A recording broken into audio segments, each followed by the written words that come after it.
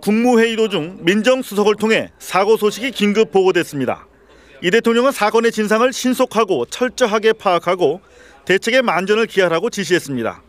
곧이어 관계부처 차관회의가 긴급 소집되고 서울중앙지검의 진상규명을 위한 특별수사본부가, 서울시에는 사고수습본부가 각각 설치됐습니다.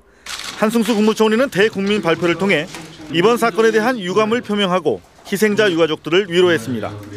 불법 농성을 해산하는 과정에서 화재로 인해 많은 인명을 잃는 대단히 불행한 일이 발생했습니다. 이 여하를 불문하고 국무총리로서 깊은 유감의 뜻을 표합니다. 한 총리는 불법 점거와 해산에 이르기까지 모든 과정에 대해 한 점 의혹이 없도록 진실을 밝히겠다면서 이 과정에서 불법 행위가 드러나면 법과 원칙에 따라 엄정하게 조치할 것이라고 말했습니다. 어제 개각 발표 후 하루 만에 대형 악재가 터지자 청와대 측은 당혹감을 감추지 못하는 모습입니다. 최근 들어 신공안 정국에 대한 우려가 제기되고 있는 가운데 사회 취약계층인 철거민들이 희생됨으로써 여론이 급격하게 악화되지 않을까 전전긍긍하고 있습니다. 특히 각각 국정원장과 경찰청장에 내정된 원세훈 행정안전부 장관과 김석기 서울경찰청장에 대한 책임 문제를 어떻게 풀어나가느냐가 주요 관심사로 떠오르고 있습니다. MBC 뉴스 이상호입니다. 야당은 MB식 공안 정치의 참극이라며 즉각 원세훈 행자부 장관과 김석기 서울경찰청장의 파면을 요구했습니다. 한나라당에서도 정치적인 책임을 물어야 한다는 목소리가 나왔습니다. 박민주 기자의 보도입니다. 민주당은 무조건 힘으로 밀어붙이는 막무가내식 국정운영이 빚은 참사로 군사정권 때도 없었던 일이라고 비난했습니다. 이명박식 공안 통치가 빚어낸 일대 참극입니다.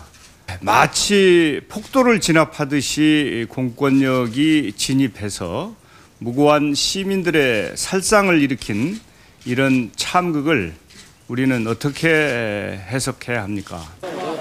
과잉 진압에 책임을 물어 각각 국정원장과 경찰청장으로 내정된 원세훈 행정안전부 장관과 김석기 서울경찰청장의 즉각적인 파면과 내각 총사퇴를 요구했습니다.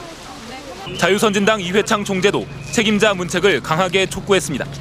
정말 아주 너무 기가 차다는 말씀밖에 안 나옵니다.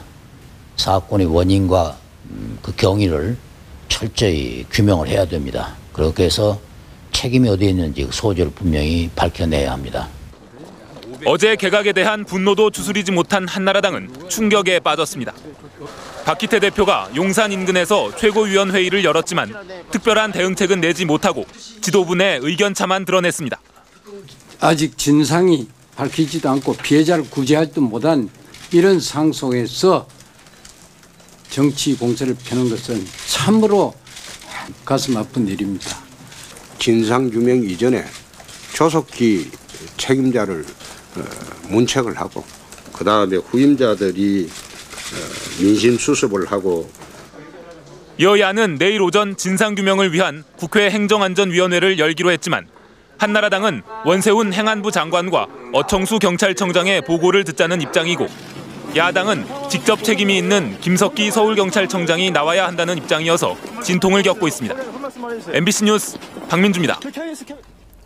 다음 뉴스입니다. 대구 시민 절반 이상이 먹는 매곡 정수장의 수돗물에서도 일사다이옥산이 기준치 넘게 나왔습니다. 먼저 조재한 기자가 보도합니다. 오늘 대구 매곡 정수장에서 생산한 수돗물의 일사다이옥산 농도는 55.9ppb로 세계보건기구 공고기준치 50ppb를 넘어섰습니다.